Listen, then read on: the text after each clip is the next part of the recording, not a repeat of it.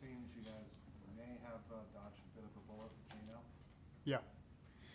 Yeah, I think he'll be obviously sore this week. He's got a pretty good contusion, but I like his chances. And in Orlando will be questionable this week, as we work through that one. But, again, both those guys having to come out and miss the game to see that it's going to be certainly more short-term is positive.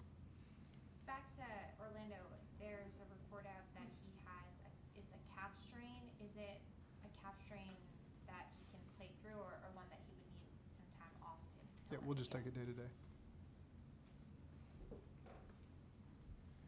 How did you think Zach Moss did in pass protection yesterday, and how's he done overall this year? I think he's done a great job this year. And yesterday he had a tough matchup on some double-A stuff, with some quickness there at linebacker. I'm not sure if that's why you're asking that one. No, I mean, he helped out with Cody some too, and Yeah. he held up pretty well. He does a really good job. Okay, now I know what direction you're going there. Helping on those edges, because we face some tough rushers. He's got great awareness of, we tag some calls and some protections to get those guys, and Zach and Chase both do a really good job of making sure they can lend the presence where we need it. But he's got great awareness on just how the protection works and how quickly he can get out.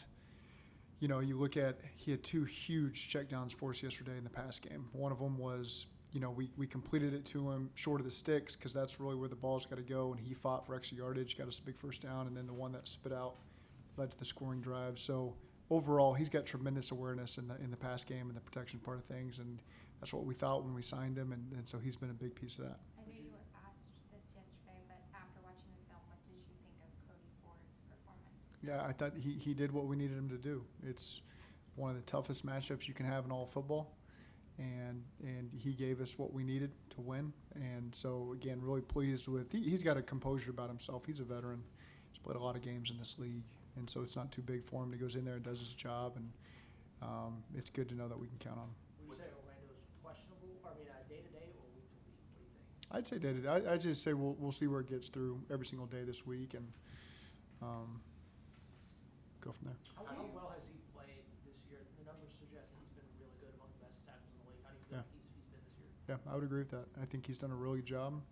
I think our line's done a really good job. You really – I walked out yesterday, and you have the sequencing, the second to last drive before the half. We had 2 sacks, and, you're on the sidelines, you're calling plays, and you can't exactly see what happens. And then you watch the tape, and overall, we had that 2-play stretch.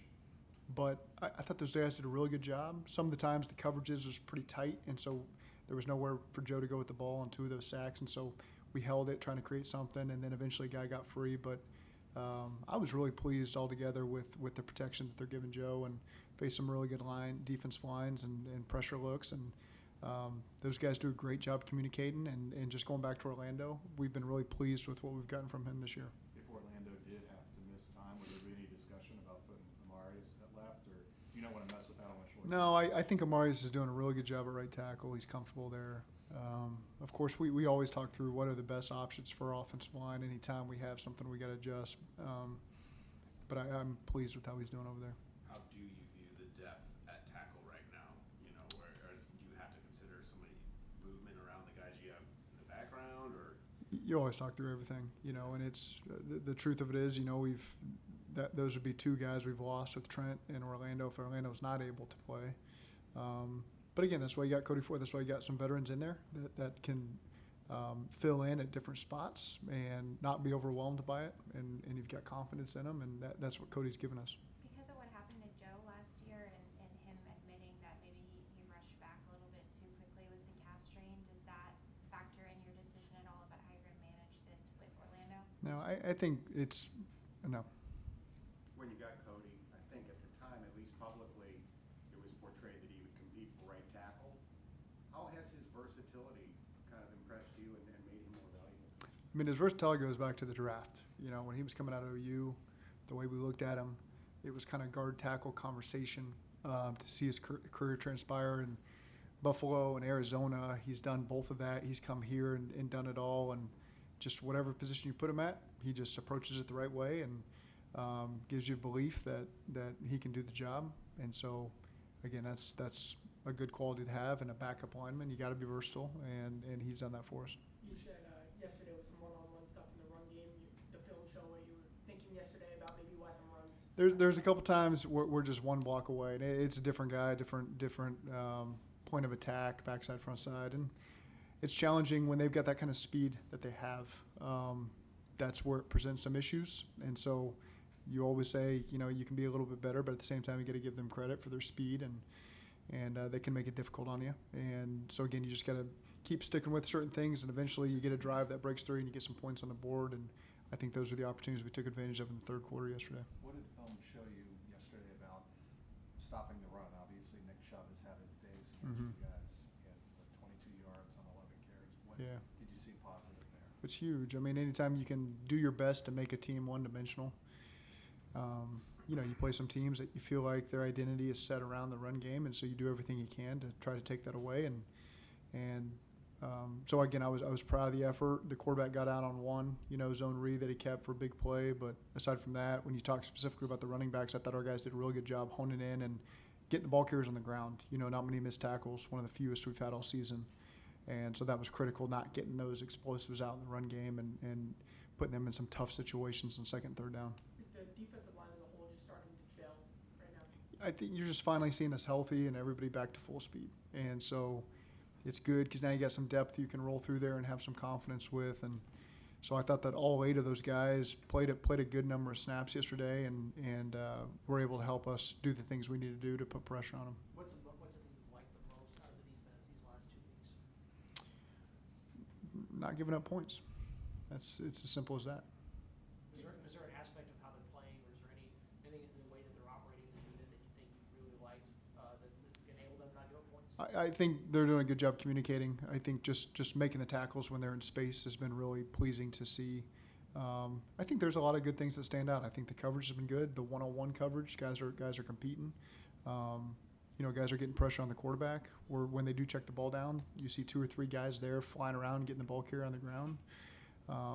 If they do have a stretch where they have 2 or 3 positive plays, the guy's not getting discouraged and kind of bowing up and keeping the points off the board. And so I think there's been a lot of positives there, especially the last 2 weeks. See, when you got a game like that, that type of whatever you want to call it, just a really closely contested physical game, what do those kind of backs give you, Zach and Chase? What kind of a lift do they give you in that type of game?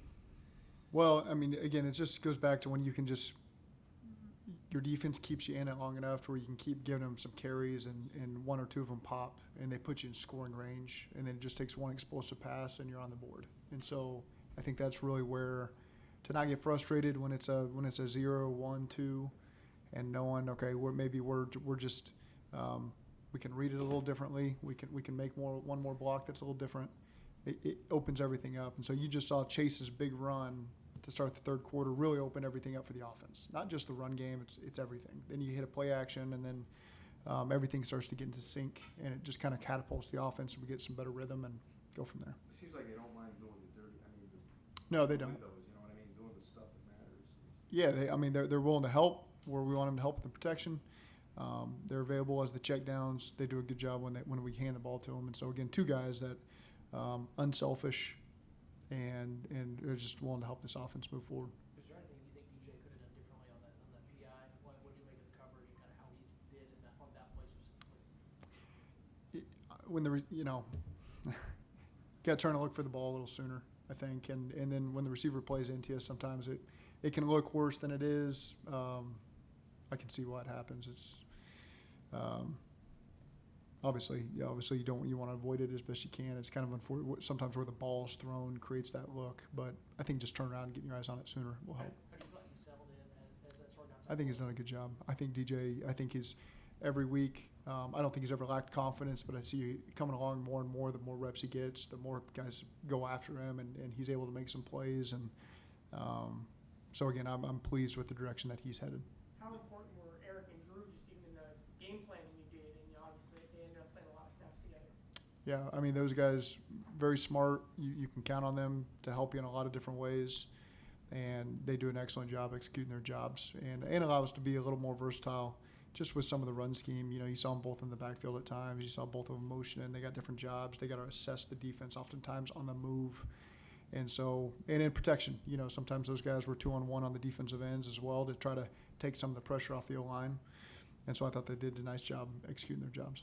Not to turn it into a referee thing, but last 2 weeks, Cordell has had pretty critical holding penalties that looked like he was doing kind of similar type of things. Are there coaching points to him on those 2 plays that he's making, or how do you approach those plays? You want our guys to play physical. And sometimes when you I think they're both a little different, a little more different than you might initially think. Yeah. And sometimes when you're out in space and you're vulnerable there to be opened up, and you know, sometimes it's real, sometimes they can react a certain way to kind of get the call. It was a bang play there, you know, and so I think it can go either way, and they called it, and so we just got to be able to overcome that. On the topic of the refs, the pass interference. Guys, sorry. Well, I'm just curious because the pass interference that they wiped off against Jamar, was that video assisted that determined it was uncatchable, or did another? I'm waiting to hear on that one. What's that? I'm waiting to hear on that one. Outside of Geno and Orlando, did anything else pop up injury-wise? No. I mean, guys will be sore. Defense played a lot of snaps. But aside from that, I think we're relatively clean coming out of that one. You see anything on film about the opening kickoff that you didn't see live? Guys just did their jobs. I mean, really everybody did a really nice job. Drew's the one who's in isolation, 1-on-1, and Charlie's got to play off of him. And then Charlie finished the run. So I think everybody did their job, opened up a big void. Drew's right in the middle of that hole. And again, that's just like blocking for a bubble on the perimeter. He just kind of got to cover the guy up and let Charlie go off of that. He did a good job setting up the kicker, and then just, I mean, it's a dead sprint. Did a great job with the strength on the sideline there at the very end to finish the playoff. And so just, I mean, great momentum starter there for our team. Especially when we got Nick Chubb running out of the tunnel, you know, and cool environment that they got there for us to immediately take back the momentum. I thought that was a critical play in the game, obviously, and we didn't score in the first half on offense. And so to have the 7-6 lead because of big special teams play and allow us just to hang in there and finally find our groove there in the third quarter was really the play of the game, ultimately. Do you think that type of return would have been possible under the old system, under the old format? Man, that is not quite my expertise. I'd have to go back and watch a lot of kickoff returns to know that one, but I don't know. Was that a return that you saw in film as though that they were pretty close to breaking it and then to break it yesterday? Was that something you had seen the last few weeks? I think that's an excellent job by Darren, you know, just with the scheme of putting guys in a position, even a little different positions than we've been in previously on all of our returns. And so he did a really good job trying to put us in the best position to win there. And the guys believing in the look and executing it. And so I thought that was a really good job there by Darren and the whole unit kind of taking that look and running with it and starting the game the right way. The passing game has been very T and Jamar centric the last couple of weeks, which obviously that's okay, right? You got a problem with that? No, but you guys were really liking how everybody was kind of contributing for that. Is that like you guys have kind of, is that in the way teams have been playing you? You wish you were going back to getting more people involved in the passing game, or how do you feel about that? Yeah, I mean, really, the truth is, it's always we're going to get the ball to whoever's open as best you can. Sometimes when you're a game like that, you get a little more man coverage. You're trying to find more ways to get T and Jamar. They're your best players, so you're trying to find ways to get them some one-on-ones and get them the ball to get us a spark. And so again, there's plenty of plays in our playbook, and as you all know, there's always opportunities for another guy to have 5 to 10 catches in a game. That's just the way it can go. And just the last 2 weeks, the way it's shaken out, hasn't been that way. And we'll just continue to scheme it up every week to where, you know, whoever's open is going to get the ball and just going to do a good job finding them. But there's going to be some times we're going to find ways to get Jamar and T the ball and make sure that they get it, and make sure, you know, if we're stalling a little bit, who's going to give us a spark? Generally, those two guys are going to get it. I mean, we threw Jamar a bubble that he got 8 yards on when pretty much everybody else in the league is going to get 0 yards. And so, again, he made the first guy miss and then carried another 6 guys, another 7 yards. And sometimes that is a spark. The whole sideline feels that. The whole offense feels that. And so, again, shame on us if we're not finding more ways to get them touches. How would you describe T's mental, the way he's approached these mentally, starting from training camp to now? It's not training camp for me. It's just conversations all spring. It's just this guy's always been about the right stuff. always know we can count on T.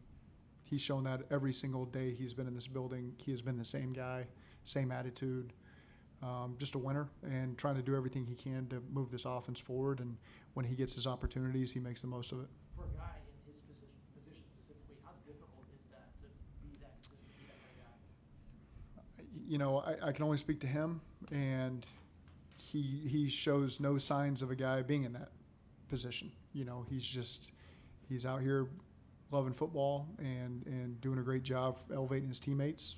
And when his number is called, he steps up and does a great job communicating. You love being around him. You know, you can't ask for a better player on your team.